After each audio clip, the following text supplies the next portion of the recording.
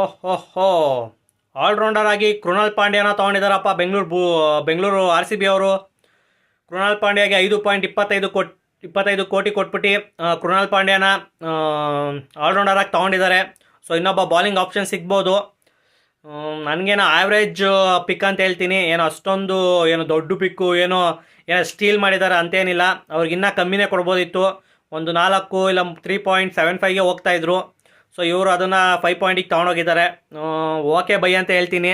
ಮತ್ತು ಇನ್ನೊಂದು team David ಅವ್ರನ್ನ ತೊಗೊಂಡಿದ್ದಾರೆ. ಅದು ನನಗೆ ಗೊತ್ತಾಯಿತು. ಟೀಮ್ ಡೇವಿಡ್ನ ತೊಗೊಂಡಾಗೆ ಗೊತ್ತಾಯಿತು. ಇವು 4 ಜನ ಫಾರಿನರ್ಸ್, ಆಲ್ರೆಡಿ 3 ಜನ ಇದ್ದಾರೆ.